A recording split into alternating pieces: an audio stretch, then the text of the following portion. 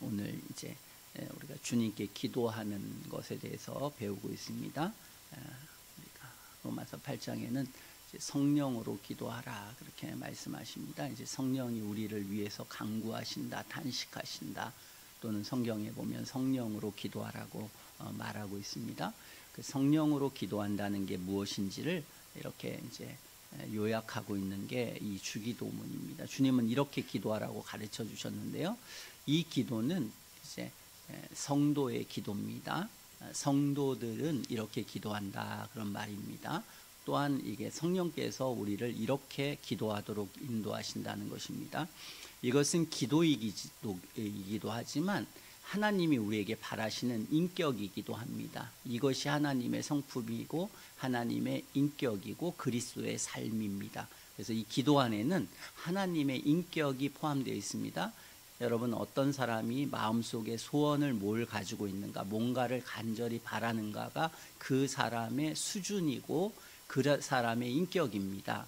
그러므로 기도할 때에 그 사람의 인격이나 그 사람의 삶이 어떤지를 우리는 보여주는 것입니다. 그러므로 기도하는 것 굉장히 중요하고 기도의 내용이 중요합니다. 그랬을 때에 성경 전체입니다. 이것은 우리가 항상 제가 설교하는 내용 안에 포함되어 있습니다. 그것은 무엇이냐? 신앙이라는 게 뭐겠습니까? 하나님을 아는 것입니다. 하나님의 존재에 대해서 우리가 알게 되는 것입니다.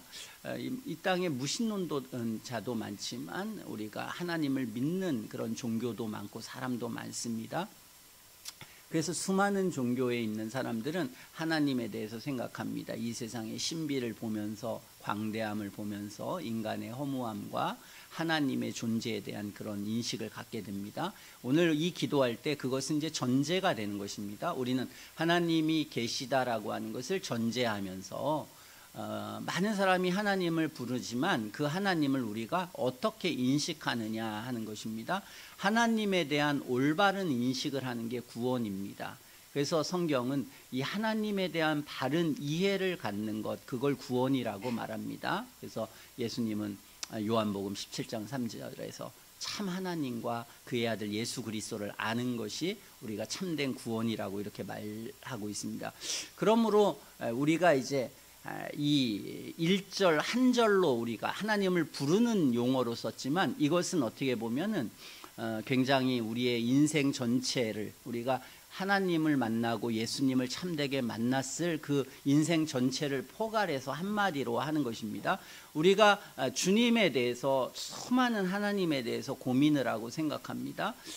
여러분 모두가 다 그런 경험을 가질 것입니다. 길거리에 가도 어디 가도 복음을 듣고는 하나님이 누구신가, 하나님은 계신가, 하나님은 살아계신 분인가, 하나님은 어떤 분인가 라고 하는 것을 이제 생각할 때가 있습니다. 우리의 삶의 그 하나님에 대해서 다 이 성경에 있는 기자들은, 모세든 간에 다니엘이든 요한이든 다 그 하나님, 아브라함이든 그 하나님을 만난 시점들이 있습니다. 하나님에 대해서 듣고는 하나님에 대해서 고민하고 생각하고, 그래서 어떤 사람이 그 고민과 생각 속에서 그 하나님에 대한 어떤 관념에 이르게 될 때 우리는 그 사람을 구원받았다 그렇게 말합니다. 그 관념을 크게 수많은 것이지만 이 두 단어에 우리는 이것을 압축할 수 있다는 것입니다. 그것은 뭐냐면 하나님에 대한 이 두 가지 관념을 가졌을 때, 하나님은 하늘에 계신 분이라고 하는 것과 하나님은 우리 아버지라고 하는 이 관념에 도달하면 우리가 그 사람을 구원받은 사람이라고 보통 말합니다. 그래서 성경에 보면 경외라고 하는 말을 굉장히 많이 쓰는데요. 하나님을 경외하는 게 사람의 본분이고 주님을 경외하라고 하는 것을 굉장히 많이 합니다. 이 모든 하나님의 역사를 허락하신 이유는 뭐냐면 하나님을 경외하게 함이라고 그렇게 말하고 있습니다.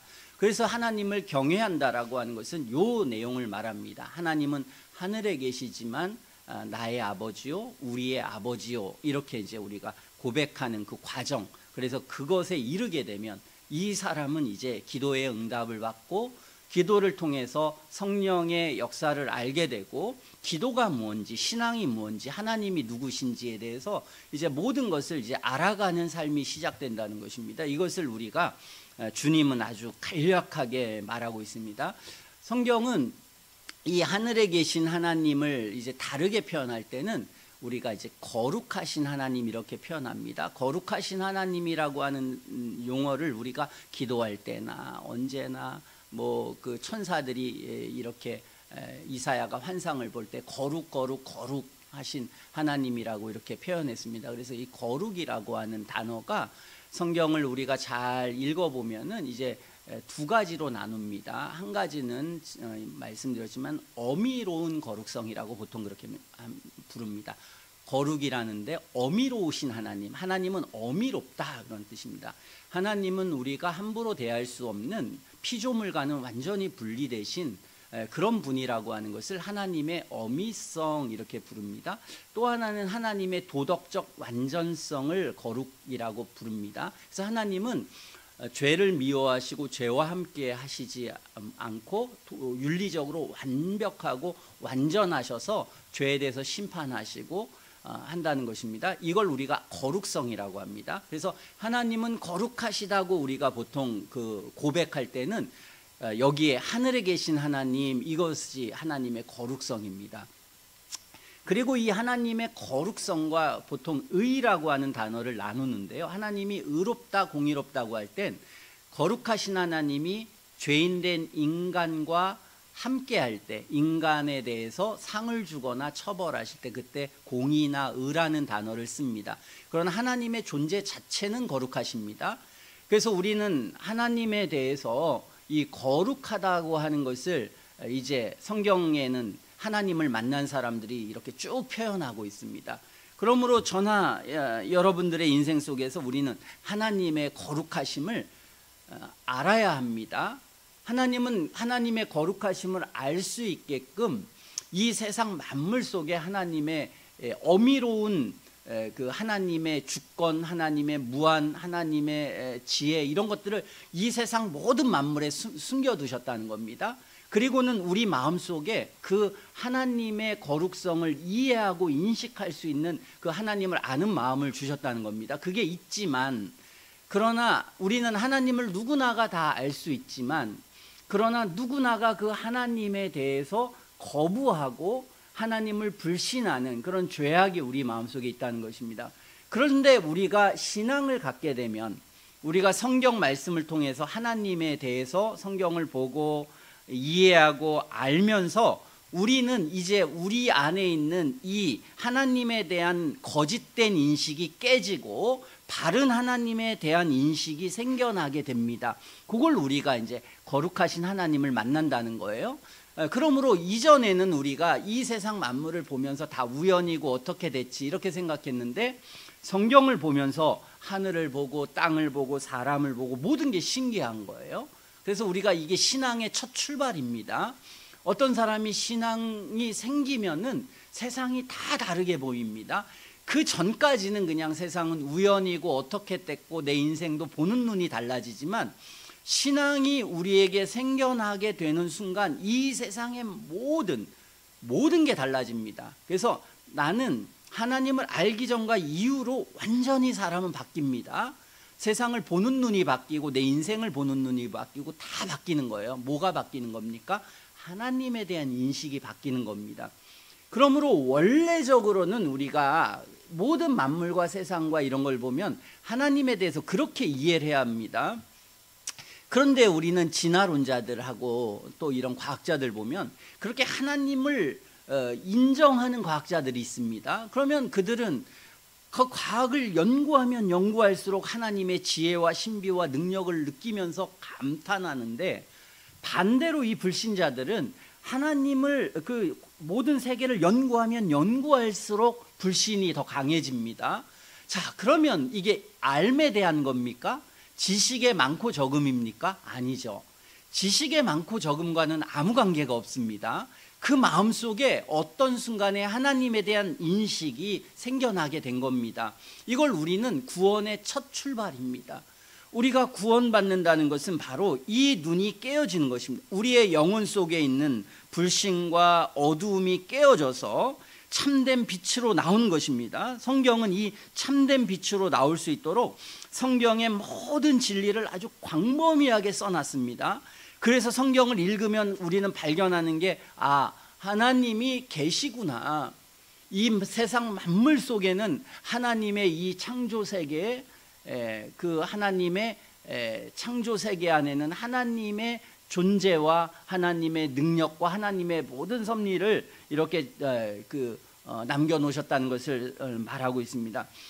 주님이 모세가 물어봤습니다. 하나님 이름이 뭐예요? 하나님 뭐라고 내가 불러야 돼요? 그러니까 주님이 여호와라고 말씀하십니다. 너희들은 여호와다. 이게 하나님의 이름이다. 이렇게 가르쳐 주셨어요.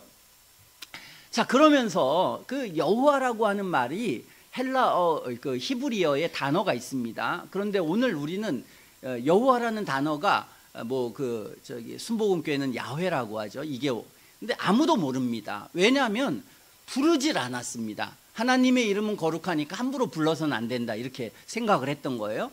그러니까 그 단어가 어떻게 불려졌는지 이스라엘 백성들이 모릅니다. 그래서 거기에 자음은 있지만 거기에 모음을 붙이지 않았기 때문에, 그리고 사람도 또 부르지도 않았기 때문에 잘 몰라요. 그러니까 야훼라고도 하고 여호와라고도 하고 수많은 모음을 붙여서 이렇게 상상을 하는 것입니다. 그만큼 하나님의 이름은 존귀하시다고 느꼈는데, 그 이름의 뜻이 뭐냐면 나는 스스로 있는 자 그랬습니다. 스스로 존재한다는 것입니다. 이 세상에 스스로 존재할 수 있는 게 어디 있습니까? 매우 위대한 어떤 철학자들은 이런 걸 좋아합니다. 야, 이 단어 진짜 대단한 단어 아닙니까?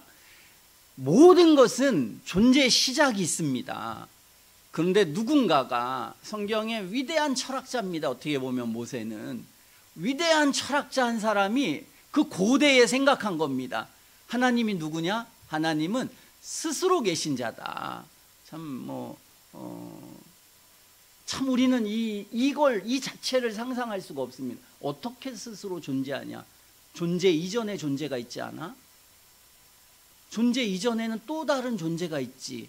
또 다른 존재가 있는 거 아니야? 또 다른 존재가 있고 또 다른 존재가 있지 라고 우리는 생각할 수밖에 없습니다.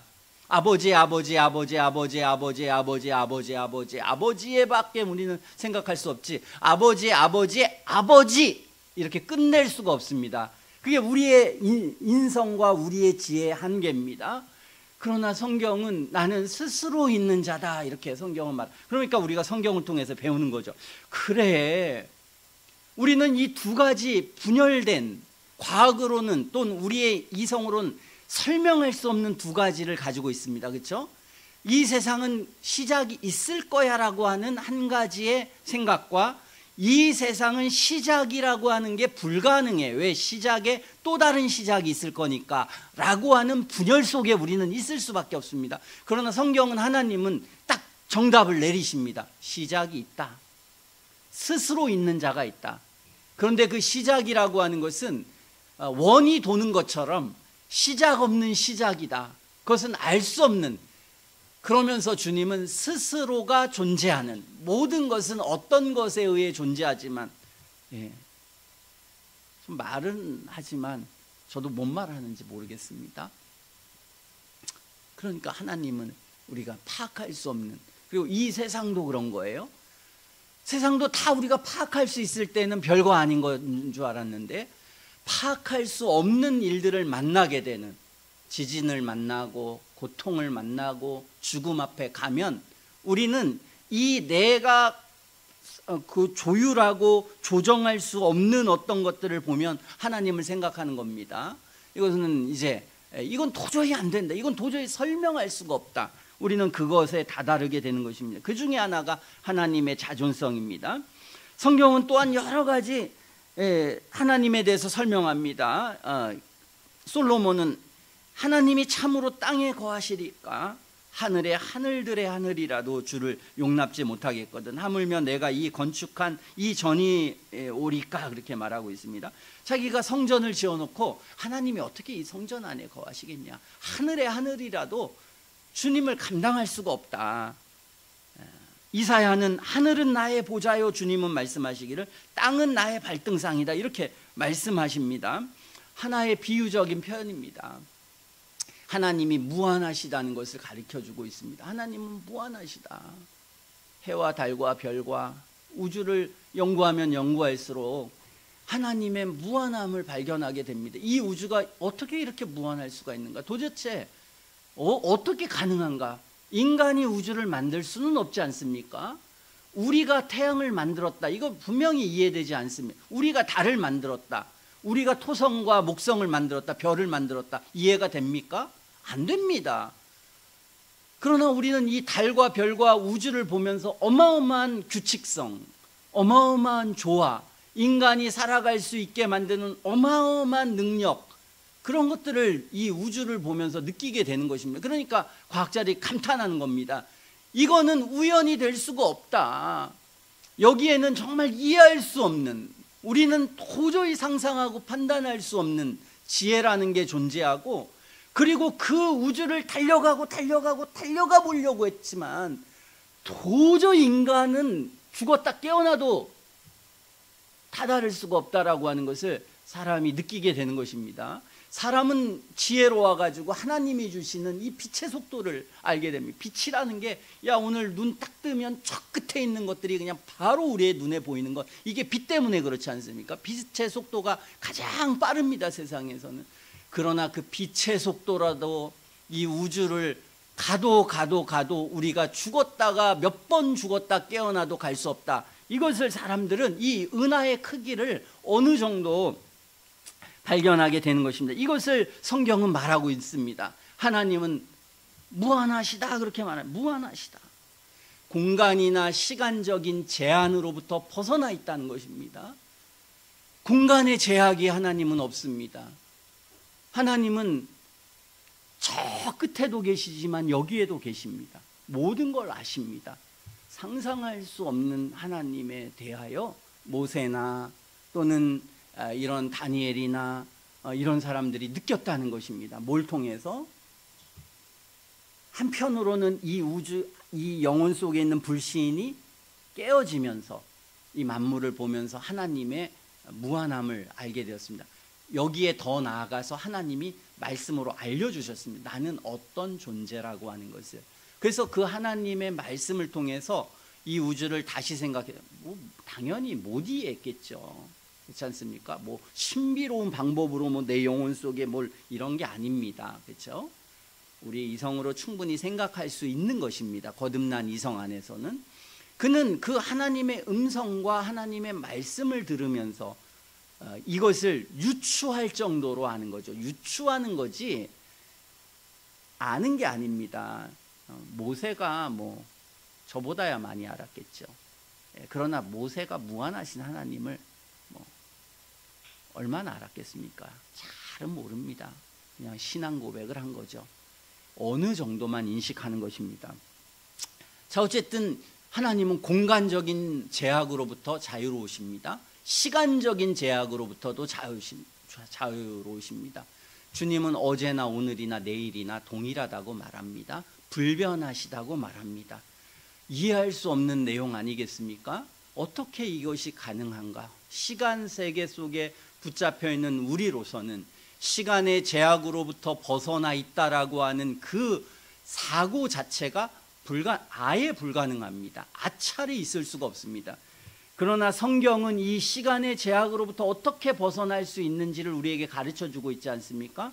성경에 나타난 예언들과 성취를 보면서 하나님은 무한하시다는 것을 가르쳐주고 있습니다. 그리고 미래에 대한 예언을 하면서 가르쳐주고 있습니다. 하나님은 모든 걸 통시적으로 보고 있다. 지금 나는 미래를 내가 예측한 것이 반드시 이루어진다는 것을 알고 있고, 나의 현재를 알고 있고, 나의 과거를 알고 있고, 그 모든 것이 동시적으로 하나님 앞에는 다 돌아가고 있습니다. 우리는 이해할 수는 없지만 성경은 그렇게 하나님에 대해서 가르쳐주고 있는 것입니다. 우리는 참, 사람들은 상상은 할 수 있습니다. 그래서 뭘 만들죠? 타임머신 같은 거, 그런 거 상상합니다. 상상은 하지만 어떤 사람은 이론적으로 가능하니 안 가능하니 별의별 얘기는 하지만 빛의 속도가 어떻고 그게 느리게 가고 빠르면 그것보다 빠른 저기로 가게 되면은 시간이 저기에서 아인슈타인이 발견한 것처럼 그런 얘기를 하지만, 그게 진실인지 가능한지를 우리가 실제적으로 어느 만큼까지 가능할 수 있는 건지는 아무도 모릅니다. 가능은 하다는 것까지는 사람들은 아인슈타인을 통해서 알게 됐지만요, 어쨌든 주님은 산이 생기기 전, 땅과 세계도 주께서 조성하기 전에 영원부터 영원까지 주는 하나님이시다. 주의 목전에는 천년이 지나간 어제 같고 밤의 한 경점 같을 뿐입니다. 그렇게 말합니다. 사도 베드로도 이 주님에 대해서 생각하고 고민하고 성경을 읽으면서 깨달았습니다. 뭐 어부가 뭘 깨달아도 뭘 알겠습니까? 예수님 보고. 그러나 그는 이제 신앙을 갖게 되니까 세상을 다르게 본 겁니다. 그리고 성경을 읽게 되니까 이제는 너희들 기억해야 된다. 주께는 하루가 천년 같고 천년이 하루 같은 이 한 가지를 잊어서는 안 된다. 사도 요한은 이제도 계시고 전에도 계시고 장차 오실 하나님이라고 그랬습니다. 이들은 예수님이 이 땅에 오셔서 사신 모든 기적들을 봤습니다. 어마어마한 기적들을 봤습니다. 그리고 주님이 부활을 경험했습니다. 뭐 이것은 상상할 수 없는 일이었습니다. 이들의 영혼 속에는 이 상상할 수 없는 하나님에 대한 영광스러운 것들이 있었습니다.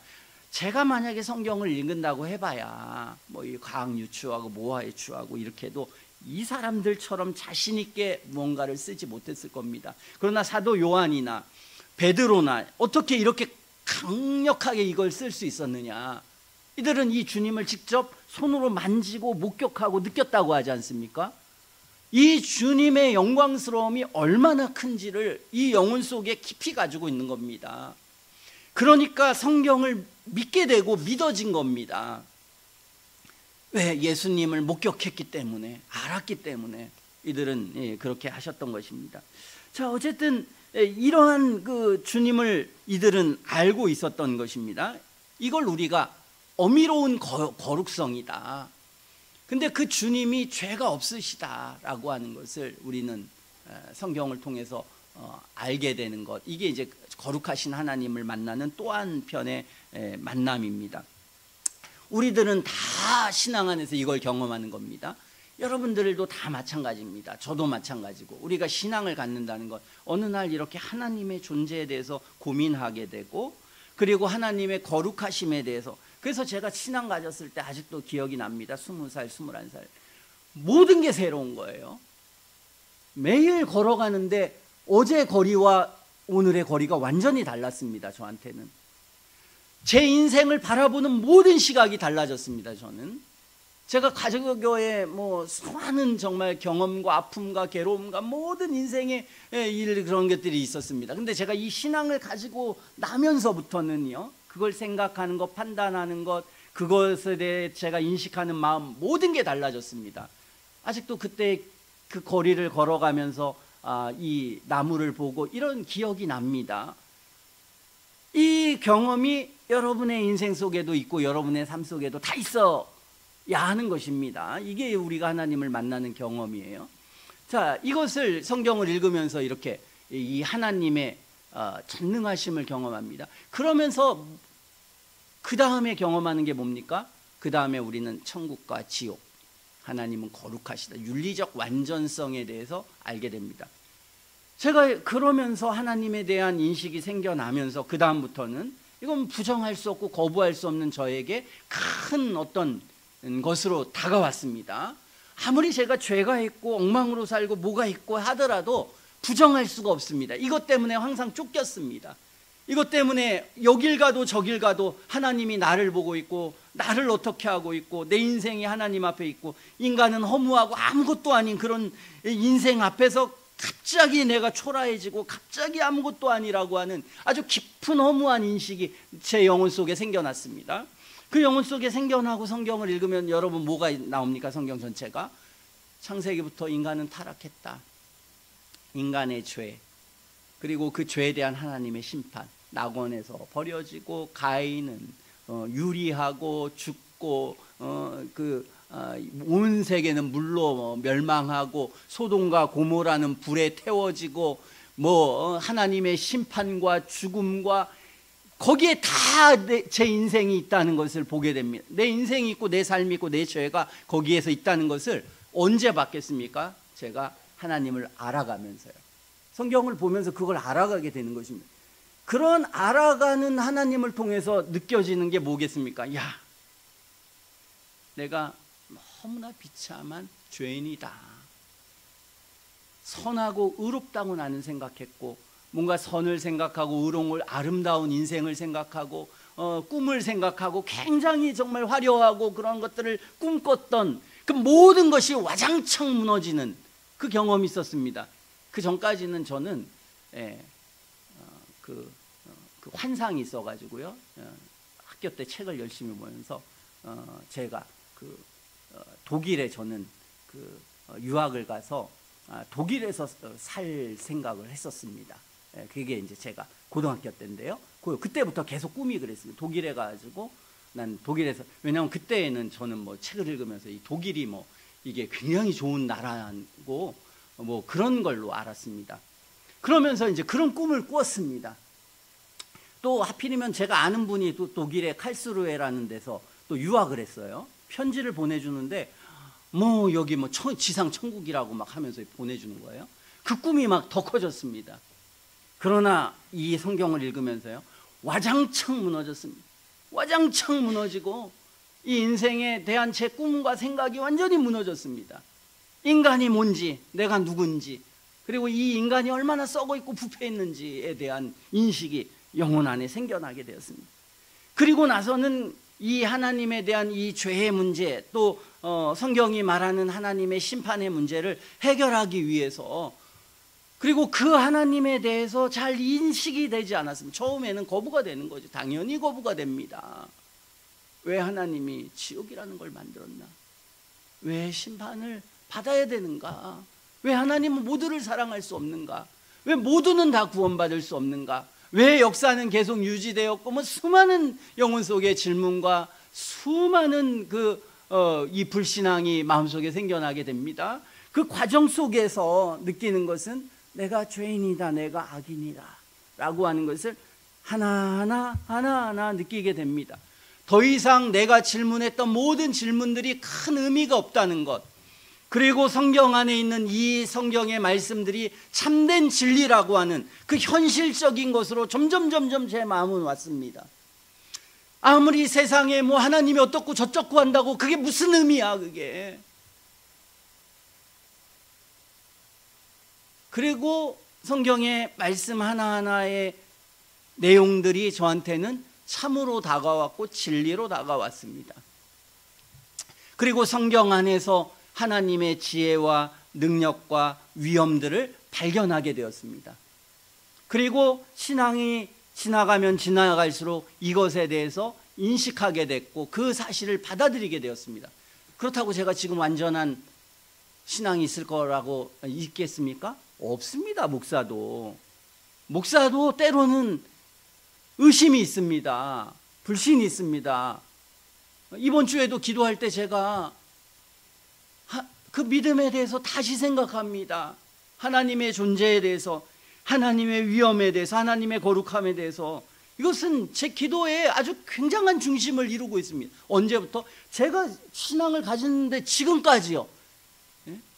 지금 신앙 가진 지 30년이 됐는데 이 30년이 지나는 지금에도 이것을 고민하고 생각합니다. 이건 성도들은 그렇다는 겁니다. 성도들은 하나님을 알지만 그러나 완전히 알지 못하고 내 안에 죄악과 부패가 있기 때문에 깨닫지 못하는 여러 가지 죄악에 하나님을 더 알아가려고 하고 생각하고 고민하는 때가 있다는 겁니다. 자, 우리는 이것이 하나님의 거룩하심입니다. 하나님의 도덕적 완전성을 보면서 우리의 죄악을 느끼는 것입니다. 우리의 부패를 느끼고 우리 안에 죄를 느끼고 심판받아야 마땅한 것을 느끼고 하나님의 심판을 느끼고 하나님은 반드시 죽음 이후에 우리를 처리하실 것입니다. 이 땅의 모든 고뇌와 고통과 아픔의 원인은 죄입니다. 우리는 성경을 통해서 이걸 느낍니다. 이 모든 사람의, 여러분 잘 살아보다 보면 뭐가 가장 문제겠습니까? 죄가 문제입니다. 죄가. 얼마나 살기 좋은 세상입니다. 세상입니까? 그러나 우리 아이들의 죄, 저의 죄, 여러분들의 죄가 이 풍족한 세상을 와장창 깨뜨리는 겁니다. 그렇지 않습니까? 죄가 깨뜨리지 하나님 주신 자원이 우리를 깨뜨리지 않습니다. 대부분입니다. 우리는 이것이 진리라고 하는 것을 성경을 통해서 알게 되는 것입니다. 성경 없을 때는 뭐 그냥 인생관이 그냥 잘 먹고 잘 살고 죄 많이 지면 더 좋은 거지만, 그러나 우리가 여러 인생관들이 달라지는 것입니다. 성경을 통해서 우리는. 그러나 믿음에는 다다르지 못하게 되는 거죠.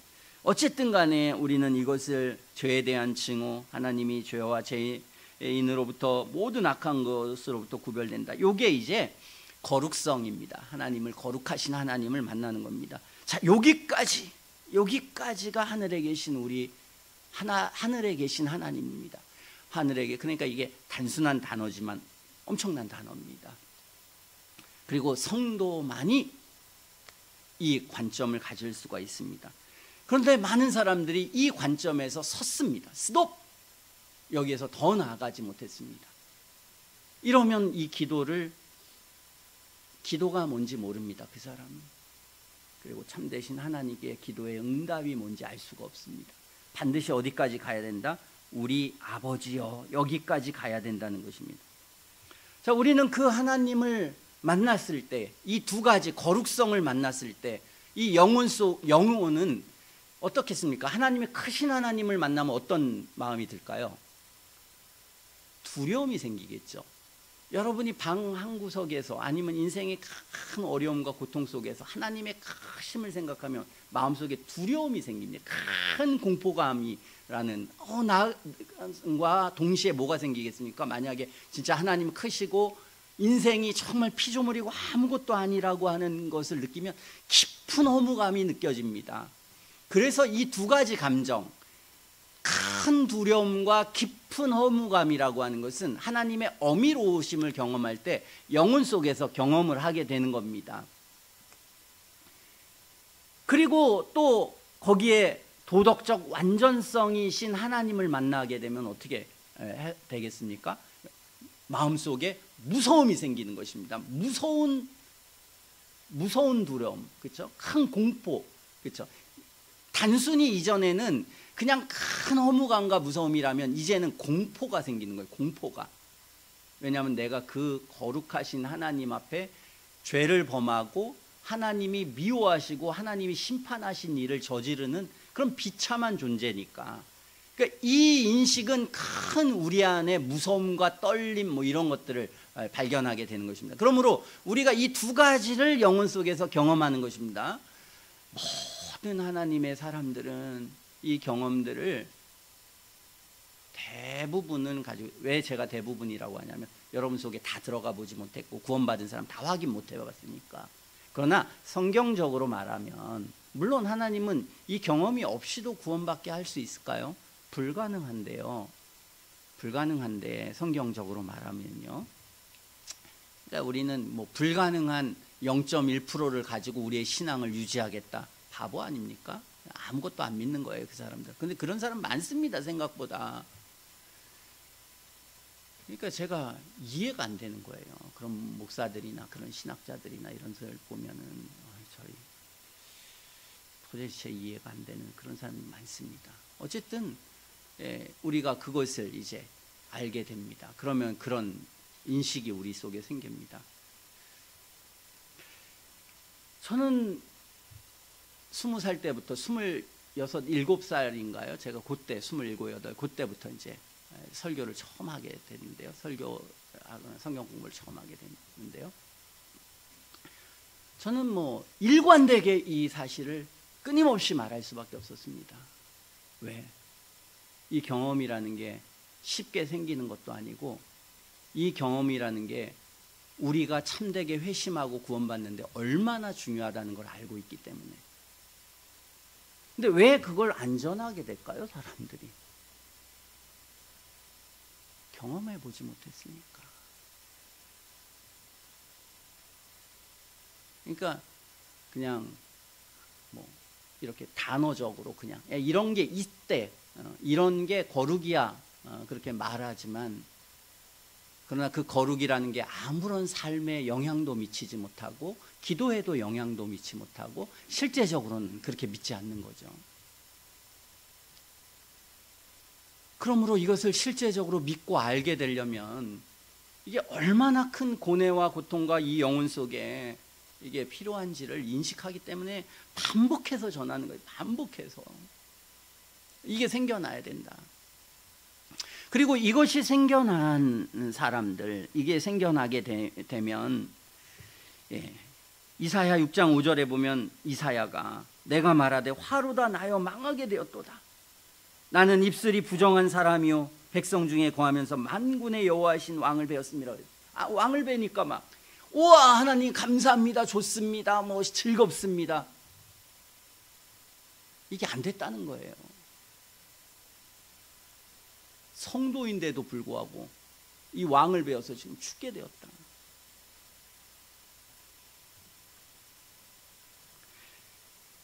우리가 하나님에 대한 인식이 성도들은 어때야 된다는 것을 여기서 보는 겁니다.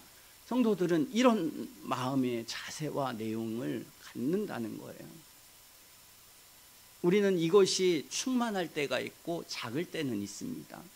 충만할 때는 언제냐면 우리가 신앙생활 잘하고 기도하고 하나님께 점점 가까이 가면 하나님의 어미하심과 하나님의 거룩하심에 대해서 더 깊이 알고 하나님의 사랑에 대해서도 더 깊이 압니다. 그러면 어떠냐? 여기에서 생기는 걸 우리가 경외라는 말로 쓰는 거예요. 경외라는 건 이렇게 하나님에 대해서 굉장히 조심하면서도 한편으로는 하나님의 사랑을 함께 느끼는 거예요. 이게 이제 성도만이 가질 수 있는 정서라고 성경은 가르칩니다. 이거는 불신자들은 가질 수 없다. 우리가 보는 성경의 바리새인들, 율법주의자들은 다 뭐냐면 거룩하신 하나님에서 멈춘 사람들. 그리고 성경의 율법 폐기주의자들, 하나님의 사랑과 위로, 저번 때 그 신학자 그 사람이요, 아무리 목사고 하지만요 완전 불신자입니다. 완전 불신자죠. 성경의 하나님과 완전히 다른 얘기를 하고 있으니까요. 그래서 이렇게 될 수 있는 겁니다. 우리가 이 두 가지를 같이 가져야 되는데 한 가지만 가지고 있지 않습니까? 그 사람은 한 가지만 가지고 있습니다. 성도는 이 두 가지를 가지고 있어야 된다는 것입니다. 하늘에 계신 우리 아버지여, 이것을 가지고 있어야 한다라고 하는 것을 성경이 우리에게 말합니다. 우리는 저나 여러분들이 신앙이라고 하는 가장 궁극적으로 중요한 건 뭐냐? 우리는 이 신앙에서 발견할 수 있는 건 뭐냐? 우리는 이 신앙에서 이 우주의 신비도 풀어야 되고 인간의 삶의 목적이 무엇인가도 풀어야 되고 우리 삶을 어떻게 개척하고 살아나가야 되는 모든 걸 풀어야 합니다. 이 푸는 거의 핵심은 바로 우리가 이 하나님을 발견하는 것이다. 우리는 그렇게 알아야 합니다. 하나님을 발견하는 것, 이것이 여러분의 숙제인 것입니다. 아무리 우리가 교회에 다니고 오래 다닌다고 정말 하나님을 아는 사람이 있고 하나님을 모르는 사람이 있습니다. 우리는 하나님을 알기 위해서 교회에 오는 거지, 여기서 내가 잘 먹고 잘 살고 내가 뭘 알고 그냥 내가 그렇게 하기 위해서 교회에 오는 게 아닙니다. 교회에 오는 궁극적인 목적은 하나님을 알고 하나님의 뜻을 알아서 우리의 인생 전체가 그 하나님을 중심으로 해서 기반으로 해서 새로운 삶에 하나님이 기뻐하시는 삶의 형태를 살아가는 것. 그래서 천국도 가지만 이 땅에서 하나님의 길을 가서 이 땅에 하나님의 나라가, 잃어버린 하나님의 나라가 말씀과 진리와 그리스도를 통해서 이루어진다는 것을 마음속에 믿고 그리고 그 인생의 길을 가게 되는 것입니다. 그래서 성경을 기반으로 해서 성경이 나타나는 모든 풍요와 진리와 그리고 그 고뇌와 고통이 정말 우리에게 이루어지느냐 안 이루어지느냐, 그거에 실패하면 불신자가 되는 것입니다. 그것에 성공하면 우리가 신앙 안에 남아있는 겁니다.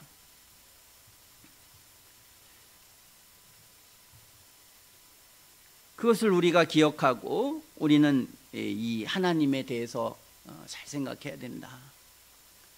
신앙이 있는 사람들도 더 견고하게 성경을 읽으면서 생각해야 합니다.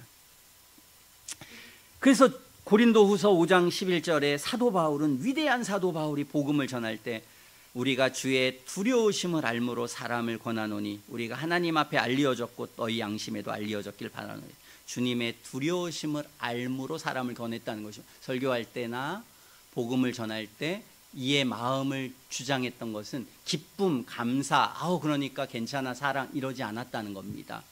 주님의 두려우심을 알았다. 왜? 거짓말하면 큰일 나니까. 잘못된 얘기하면 큰일 나니까. 그런 설교자들은 거짓말을 막 해댑니다.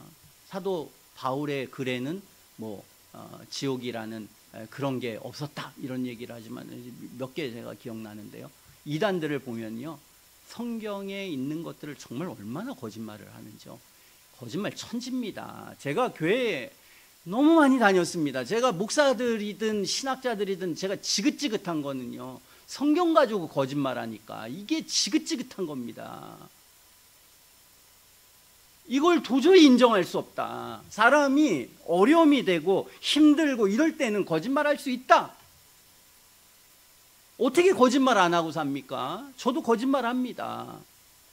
그러나 성경의 말씀을 가지고 거짓말을 하는 것은 웬만큼 정말 하나님을 모르지 않으면 진짜 불가능한 거 아닙니까? 게다가 목사가 돼서. 그런데 오늘 그래서 사도는 두려웠던 겁니다. 주님이 두려운 것은 내가 하나님의 말씀에 거짓을 하거나 잘못되게 되지 않을까. 이게 어마어마한 나에게 책임이 있는데, 그래서 주님의 두려우심을 알므로, 지난 시간에 있었던 그런 사람들이 주님의 두려우심을 알겠습니까? 일도 모르죠. 좋은 것 그냥 다 괜찮은 것.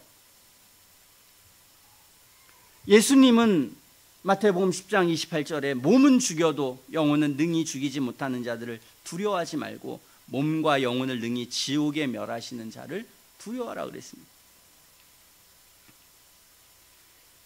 아무리 구원받은 사람이라도 하나님을 아버지로 알고 있었고, 나는 사망이나 생명이나 그 어떤 피조물이라도 나를 절대로 해할 수 없고 나는 천국 가는 게 확실해. 난 그 소망을 가지고 지금까지 살아왔어. 이 사람도 주님의 두려우심을 알므로 권했습니다.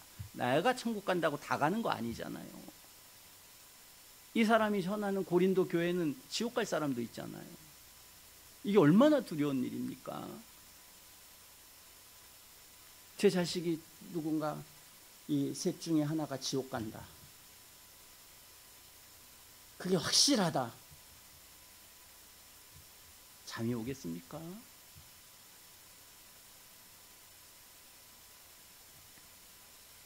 잠 안 오는 일입니다. 제가 암에 걸려가지고 한 달 후에 죽는다. 이것만 해도 벌써 그냥 집안이 풍지박살나고 그냥 저 말고도 다 그냥 저를 볼 때마다 우울하고 괴로울 겁니다. 근데 이게 죽음보다 더한 거니까.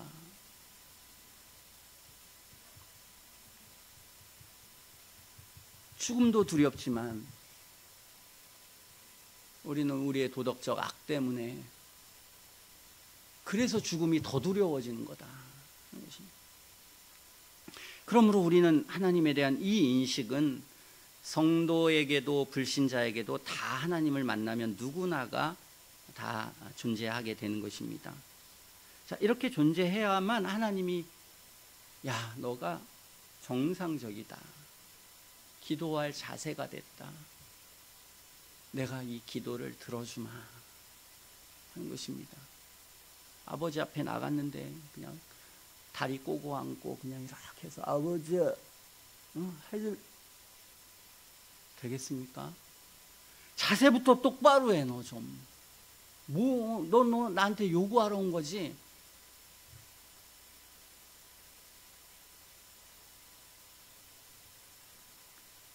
올바르게 우리가 하나님에 대한 인식을 가지고 그게 없으면 우리는 이 기도라는 걸 알 수가 없다는 것입니다. 이 기도라는 걸 알 수 없는 상황에서 수많은 사람들이 뭐 이런 기도의 방법 저런 기도의 방법 이렇게 해야 들어주고 뭐 구체적으로 해야 되고 그 수십 번 해봐야 결국은 뭐만 느낍니까? 기도해도 안 들어주신다. 이거 느끼지 않았습니까? 다 그런 겁니다. 그냥. 그러니까 평소에 기도를 안 하는 거죠. 기도를 안 하다가 힘든 일 어려운 일 생기면 그래도 안 하는 것보다 하는 게 나으니까. 이게 사람들의 기도가 되어가면 안 된다는 것입니다. 그래서 우리가 이렇게 하고 다음으로는 아버지여라는 것입니다. 아버지란 뜻은 저나 여러분이 다 뭐 척하면 우리가 배웠으니까요. 다 알 겁니다. 아버지라는 건 당연히 창조주로서 우리는 다 모든 신자나 불신자의 아버지입니다. 그러나 그런 뜻이 아닙니다. 그런 내용이 당연히 아니고요. 이 아버지라는 것은 우리가 회심한 사람들의 아버지입니다. 회심한 사람들은 우리가 하나님을 아버지라고 부르는 거예요. 그러니까 이게 참 이해될 수 없는 그런 내용입니다. 이게 이해될 수 없는 겁니다. 도덕적 완전성을 가지고 무한하신 하나님을 우리가 아버지라고 부르는 거예요. 이게 어마어마한 일입니다. 이게 도저히 불가능한 일입니다. 사실은 그렇잖아요. 이사야가 하나님이 나타나니까 그 공포와 괴로움에 떨었었는데 그 하나님에 대한 사랑이 생기고 하나님께 가까이 하고 그 하나님을 아버지라고 부른다는 것은 굉장히 어려운 일입니다. 그런데 회심한 하나님의 사람들은 그렇게 부른다는 겁니다. 하나님을 아버지로 부른다는 것입니다. 형식적으로 아버지로 부르면 안 됩니다. 진실한 마음으로 하늘에 계신도 진실해야 되고 아버지여도 우리 마음속에 진실해야 된다는 것입니다.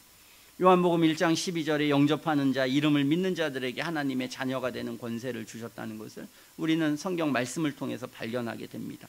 요한일서 3장 9절에 보니까 하나님께로서 난 자마다 죄를 짓지 아니하나니 이는 하나님의 씨가 그 속에 거함이요 저도 범죄치 못하는 것은, 그래서 어떤 범죄를 반복적으로 계속해서 성도들은 지을 수 없다. 동일한 그런 성향을 말하는 사람도 있고 반복적인 걸 말하는 사람도 있습니다. 해석이 좀 어렵지만 어려우니까 저도 정답을 내릴 수가 없습니다. 어쨌든 그렇게 두 가지로 생각합니다. 그 사람의 전체적 성향 아니면 반복적인 죄를 범할 수 없다. 이 두 가지를 보통은 다 생각했습니다. 어쨌든 범죄치 못하는 것은 그 사람이 하나님께로부터 거듭났기 때문이다. 이러므로 하나님의 자녀들과 마귀의 자녀들이 나타나나니 무릇 의를 행치 아니하는 자나 그 형제를 사랑하지 않는 자는 하나님께 속하지 않는다 그랬습니다. 여기 보면 하나님의 자녀들, 마귀의 자녀들, 참 슬픈 얘기인데요.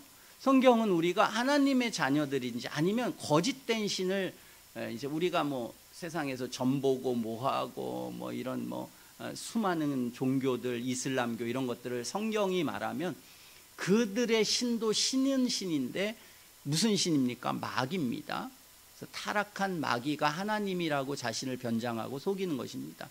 그래서 이 그리스의 수많은 신화에 나오는 신들, 이 사람들은 전부 다, 그래서 성경이 말하는 겁니다. 이건 제가 말하는 게 아니라 그냥 우리는 좋게 볼 수는 없다. 우리가 우리 불교 가서도 그 사람들도 좋은 사람들이고 선함을 생각하는 거고 이슬람도 선함을 이 정도가 아니다. 사실은 당연히 우리는 인격적으로 대하고 그렇지 않습니까? 강도도 사랑하고 그 사람 다 사랑해야죠. 그래서 말도 안 되게 무슨 폭력적으로 뭐하고 이게 해봐야 되는 것도 아니고 지혜로운 것도 아니고 하나님의 선한 품성에 맞지도 않습니다. 그렇기 때문에 그렇게는 생각하지만 그러나 그 실체는 마귀의 자녀라는 것입니다. 그것들은 마귀다. 거짓된 거예요. 왜? 진실이 아니니까 마귀라는 것입니다. 그래서 그걸 쫓아가는 사람도, 왜냐하면 진실로 만난 진실의 고백이 아니기 때문에, 허상이기 때문에. 그러니까 불교에 오래 있었던 그 죽은 사람 있지 않습니까? 그 사람 다 결국 얘기한 게 허무라는 거 아닙니까? 이 불교의 모든 거 알아봤더니만 아무것도 없더라. 사실은 이게 이제 모든 종교에 대한 참된 종교가 아닌 사람의 진실한 고백이라는 것입니다. 자, 어쨌든 이러한 거짓된 것이다. 마귀의 자녀다. 그것은 마귀를 섬기는 것이다. 누구만이 하나님의 자녀냐? 우리가 중생하고 거듭난 사람만 하나님의 자녀라는 것입니다. 성경이 우리에게 그것을 가르쳐주고 있습니다. 하나님은 성경에 보면 그런 거룩한 품성도 가지고 계시지만 우리가 알 수 없는 어마어마한 사랑이라는 품성도 하나님 앞에 가지고 있습니다. 하나님의 품성은 두 가지가 다 있습니다. 우리 자녀들이 저를 보면서 어떤 품성만 좀 있으면, 아버지는 정말 대책 없어, 이것도 좋고 저것도 좋대, 막 가서 맨날 사기만 당하고 뭐해. 근데 우리 아버지 진짜 좋은 게 하나 있는데 뭐든지 히히 웃고 뭐든지 다 주고 그냥 뭐든지 다 해. 그러다 보니까 이 경제 생활도 엉망정창이고 자식에게도 질서가 없고 여러분 그거 좋겠습니까? 아버지는 사랑이 너무 많아. 정말 아버지 법 없어도 살아. 대책 없죠? 대책 없습니다. 만약에 그런 사람이 여기 있으면요, 이 세상 살기 쉽지 않지 않습니까? 근데 아버지는 사랑은 1도 없어. 그냥 전부 다 그냥 칼 같아. 공정해. 이거 안 되면 그냥 맨날 화내고, 맨날 뭐 아무것도 안 되고, 말도 안 통하고. 우리는 이 두 가지 품성이 다 있었으면 좋겠습니다. 그렇지만 우리가 원하는 것은 사실 그 공의롭고 아버지가 이거는 좀 적었으면 좋겠고, 나에 맞췄으면 좋겠습니다. 그렇지 않습니까? 우리 딸들, 아들들 다 보면 그렇습니다. 항상 우리 큰애도 그렇고 작은애도 그렇고 자기 말고 다른 애들을 내가 보는 면은 항상 공정하게 좀 해달라, 요겁니다. 공의로운 아버지였으면 좋겠습니다. 그러나 나에 대해서는 사랑의 아버지였으면 좋겠다. 요게 항상 똑같습니다. 그래서 누구에게나 물어봐도 그렇습니다. 그럼 나도 걔 사랑해줘야지, 그것도 용서해줘야지, 이러면 에이 아버지 그럼 안 되지, 그럼 버릇 없어진단 말이야, 그럼 안 돼. 얼마나 똑똑해지는지. 근데 자기에 대해서는 그렇게 안 됩니다. 그러나 그래서 우리 아버지라고 하는 겁니다. 여기 하나님은 나의 아버지만이 아니라 우리 아버지여 이렇게 부른 이유는, 야 생각을 해, 우리 애들처럼 나의 아버지였으면 좋겠어, 이거 안 되고 우리의 아버지야. 우리는 그리스도인들은 우리 아버지라고 부르는 거야. 자, 그 아버지는 모두에게 공평한 아버지입니다. 그러면서도 무한한 은혜와 사랑을 가지신 아버지입니다. 우리는 이 땅에 부모를 통해서, 세상을 통해서 어떤 것이 참된 하나님의 성품인지를 좀 이해를 하게 됩니다. 그러나 잘 이해는 못합니다. 저도 잘 알지 못합니다. 하나님의 저는 거룩하심에 대해서도 잘 모릅니다. 하나님의 사랑에 대해서도 잘 모릅니다. 잘 알 수가 없습니다. 그냥 알아가는 것 뿐입니다. 성경을 통해서 알아가는 것 뿐입니다. 저나 여러분들의 신앙이 다 마찬가지입니다. 그러나 우리는 이렇게는 부를 수 있습니다. 저도 기도할 때 하늘에 계신 분이고 그 하늘에 계신 분이 나의 아버지다, 우리 아버지라고는 부를 수 있습니다. 이게 제 신앙입니다. 여러분의 신앙도 여기까지 다다를 수 있다면 신자라는 것입니다. 하나님의 백성이라는 것입니다. 그러므로 우리는 이 기도, 하나님은 하늘에 계시지만 우리의 아버지입니다 라고 합니다. 왜 아버지입니까? 나는 그리스도께서 이 땅에 오셔서 하나님이신데 그 하나님께서 이 땅의 모든 인류의 죄를 짓고 십자가에서 완전히 죽어주셨다라고 하는 걸 전 믿습니다. 그 하나님을 저는 인정하고 믿습니다. 확신합니다. 이게 있기 때문에 그렇습니다. 주님은 이 믿음으로 우리가 구원받는다고 했지, 내가 완전한 어떤 지식을 가지고 또는 완전한 거룩을 가지고 구원받는다고 말씀하시지 않았기 때문에 저는 성경의 약속을 믿는 겁니다. 왜냐하면 저는 부족하고 성경의 진리가 완전하다는 것을 저는 이해했기 때문에, 확신했기 때문에 저는 이 성경의 사람입니다. 누가 뭐라도 전 연약함이 있고 부족함이 있고 뭐가 있습니다. 저는 뭐 어렸을 때부터 관심이 많아서 철학책도 많이 읽었습니다. 문학책도 많이 읽었습니다. 그러나 제가 하나님의 진리를 알고 나서는 아무것도 읽지 않았습니다. 정말 극단적으로 성경만 읽었습니다. 한동안은요. 한 20대는 그렇게 보냈던 것 같습니다. 그리고 나서는 이제 여러 가지 또 책도 같이 읽으면서 읽었습니다. 저는 성경의 사람입니다. 저는 부족하고 연약함을 압니다. 그러나 전 성경이 진리라는 걸 알고 있어 확신할 수 있습니다. 여러분도 그럴 수 있으면 신자입니다. 여러분도 그럴 수 있어서 그걸 확신하고, 그리고 성경에 나오는 예수 그리스도께서 이 땅에 존재하시고 사셨고 부활하셨고 주님의 말씀은 길이요 진리요 생명이라는 것을 여러분의 영혼이 파악하고 있으면, 확신하고 있으면, 우리 애들한테 물으면 제가 걱정됩니다. 얘네들이 이걸 확신하나? 자신이 없습니다. 얘들이 지옥 갈까 천국 갈까 자신이 없습니다. 이 아이들을 보면서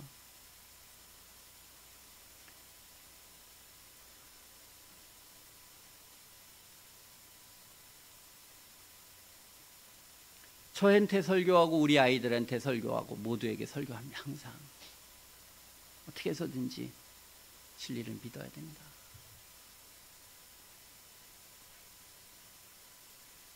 이 믿음을 가지고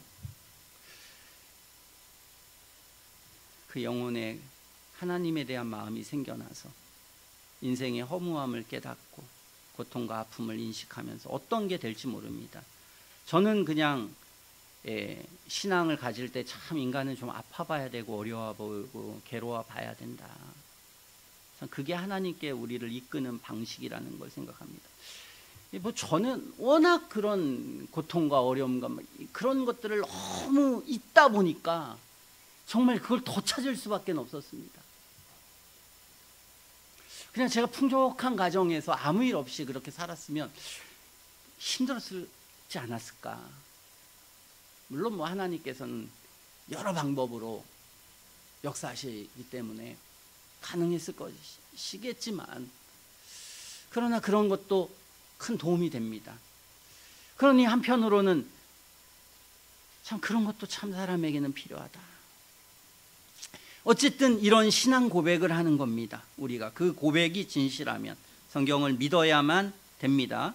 하나님의 전능하심과 하나님의 크심과 놀라우심을 자연 만물을 통해서 우리 인생을 통해서 그걸 고백해야 합니다. 그 고백이 있고 나서 성경을 우리가 읽어가면서 성경이 진리라는 것을 점점 알아갑니다. 거기에 나오는 하나님의 약속을 우리가 그 다음에 믿게 됩니다. 그래서 성경에 나타난 그리스도를 통해서 하신 그 일들이 온 인류의 죄값을 치르신 하나님의 놀라운 일이라고 하는 것을 우리가 믿는 것입니다. 자유주의자들 믿지 않습니다. 근데 이 인간들은 참 그래도 솔직하니까요, 안 믿어지니까 안 믿는다고 말합니다. 더 나쁜 인간들은 안 믿는데 믿는다고 하는 것, 그 인간들이 더 나쁩니다. 그러니까 성경에 어떤 건 믿지만 모든 내용들은 안 믿는 것처럼 다 지난 시간에 본 것처럼요. 그래서 도대체 믿는 사람인지 안 믿는 사람인지 모르게 만들어 놓는 것, 이게 나쁜 겁니다. 우리는 그렇습니다. 내가 믿은 데까지는 갔어. 근데 못 믿는 건 못 믿어. 나도 잘 모르겠어. 그러니까 우리가 신앙을 가지면서 신앙에 대한 관점이 이래야 된다는 겁니다. 여기는 가식이나 위선이나 이런 게 없어야 된다는 겁니다. 왜냐하면 이게 중요한 거니까 그런 겁니다. 여러분, 제가 목회하면서 지금까지 제일 싫어하는 게 뭡니까? 인위적으로 하지 말자. 여러분, 전도를 하든 뭐를 하든 우리 교회에서 인위적으로 뭐 하는 거 있습니까? 청소를 하든 정말 최소한의 것을, 정말 이거는 마땅히 우리가 양심이나 뭐에 당연히 해야 돼, 이런 거지. 아, 목사님 왜 저러지?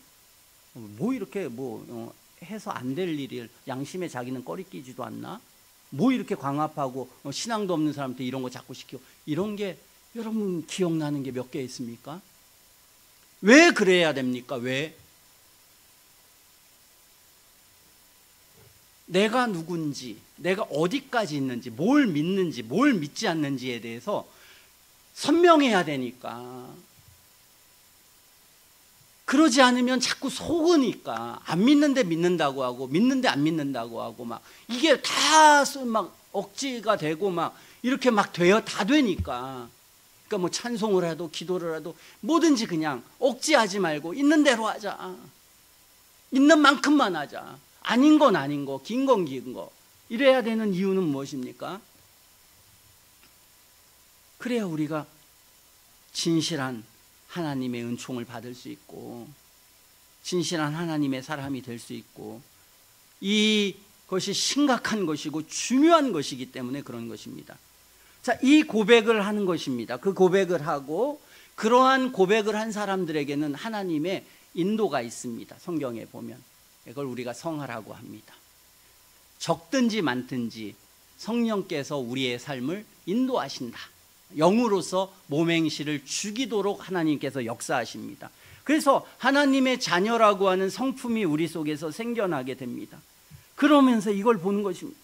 이것 때문에 얼마나 많은 시간 여러분 고민했습니까? 저도 고민합니다. 계속 고민합니다. 나는 하나님의 자녀인가 아닌가. 그렇죠? 제가 20살 때부터 지금 30년 동안 고민합니다. 30년 동안 고민합니다. 난 자녀가 아니야, 자녀야. 자녀가 아니야, 자녀야. 자녀가 아니야, 자녀. 이런 것들을 얼마나 많이 생각했는지 모릅니다. 제가 신앙 대충 하지 않았습니다.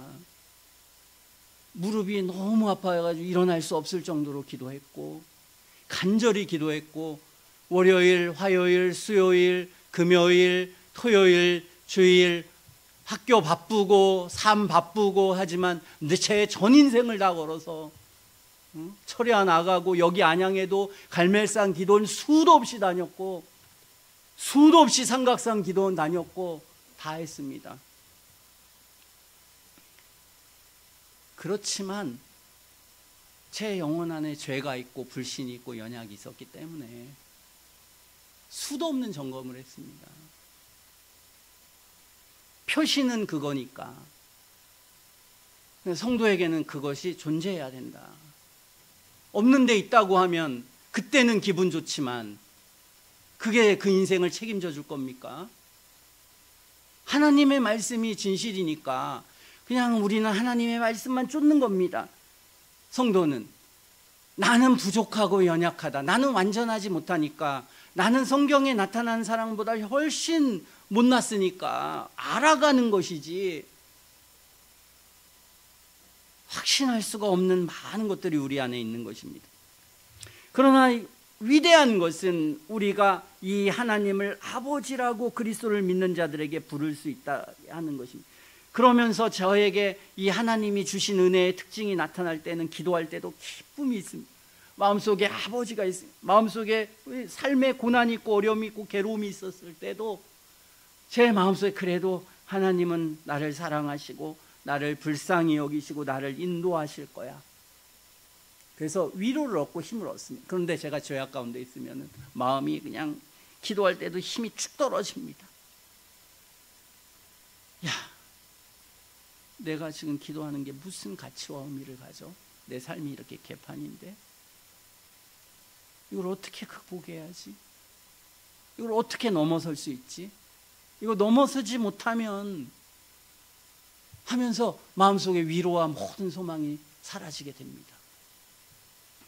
그게 웨스트민스터 신앙고백서가 말하는 겁니다. 그리고 그게 실제고요. 어쨌든 경험하지 않은 사람들은 제가 지금 얘기한 것이 그냥 성경이 말하는 정상적 신앙이고, 그리고 웨스트민스터 신앙고백서의 사람이고 청교도들의 이게 다 그냥 그 사람들의 내용입니다. 근데 경험해 보지 않은 사람들은 이게 전부 다 막 이렇게만 이게 다 암기해서 가르쳐야 되고, 삶이 따르고 가르치는 것 따르고 행하는 것 따르고 이게 막 다 복잡해져 있는 것입니다. 교회 운영하는 것 따르고 다 따르는, 왜 따릅니까? 진실한 게 아니니까, 내 영혼 속에서 나온 게 아니니까, 만들어진 거니까, 무언가를 속이는 거니까 그렇게 되는 겁니다. 자꾸 속이다 보면 아무것도 보이지가 않는 것입니다. 그러나 우리는 이 두 가지가 생겨난다. 우리 속에 성령의 인도함이 생겨나고 내 영혼 속에 주님을 알아가고 닮아가는 게 생겨나는 것, 한편으로는 이 복음에 대한 확신이 생겨나게 됩니다.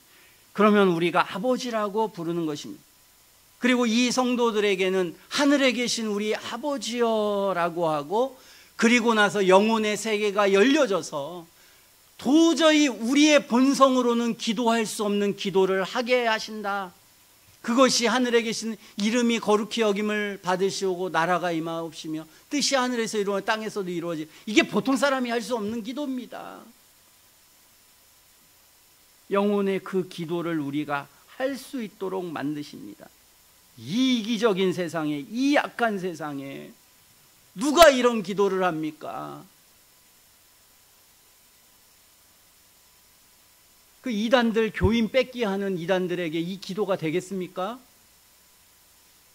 자기 배나 채우려고 하고 자기 이기심이나 채우려고 하는 사람들이 이 기도가 되겠습니까? 다 위선이죠. 거짓입니다. 제가 그런 이단 교회에 잠깐 있으면서 하는 짓거리는 하나님의 나라가 임하고 주의 이름이 거룩히, 관심 없습니다. 거기 어디 하나님의 나라가 있습니까? 그러므로 우리가 보통 인생들이 할 수 없는 하나님의 선하심과 하나님의 온 우주에 대한 진실한 관심과 사랑과 하나님의 위대하심과 온전하심에 대해서 찬양하고 그 그리스도의 마음을 닮아가고 그 그리스도의 은혜의 길을 걸어가려고 하는 그 영혼의 마음이 영혼 속에 생겨난다는 것입니다.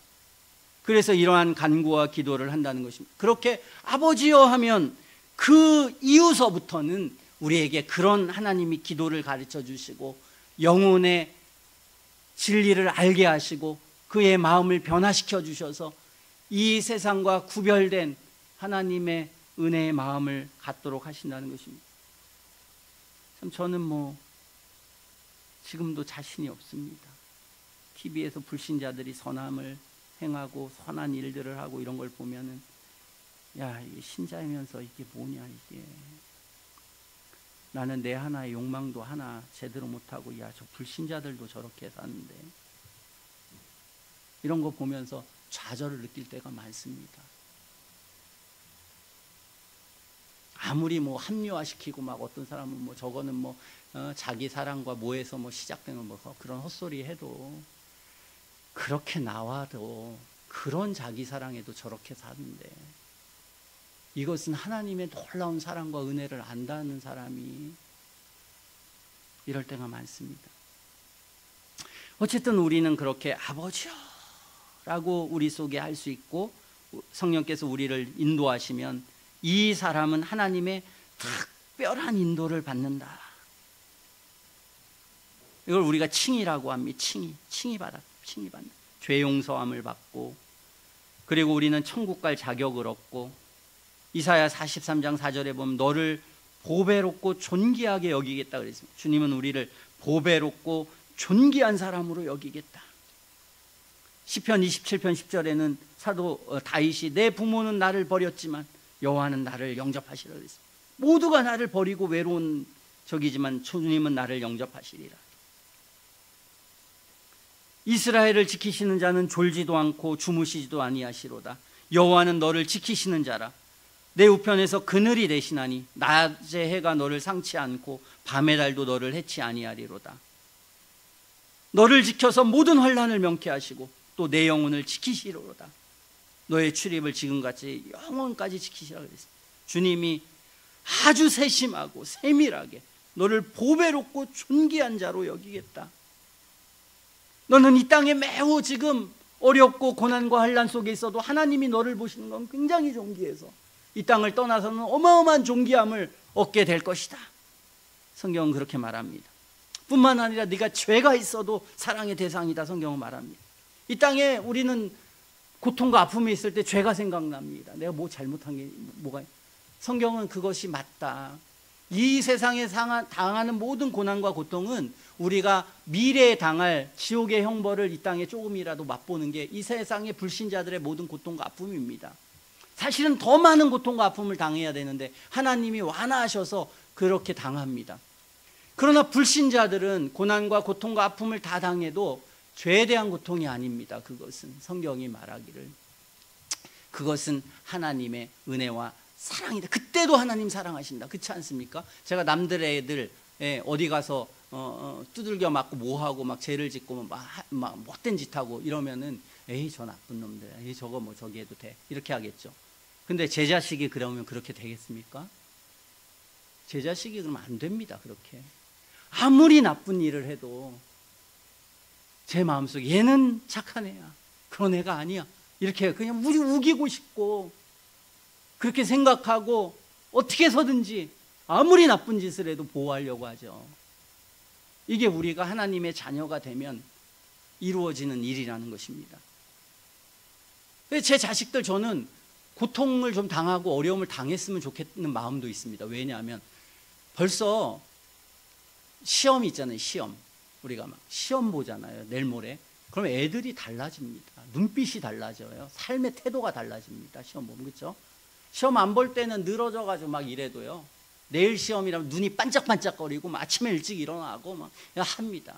이게 시험이라는 게 꼭 나쁜 것만은 아닙니다. 하나님은 그렇게 하나님의 백성들을 시험하시는 거다. 그것은 잘 가게 하려고. 그러나 그때도 하나님은 우리를 사랑하시고 인도하신다는 것입니다.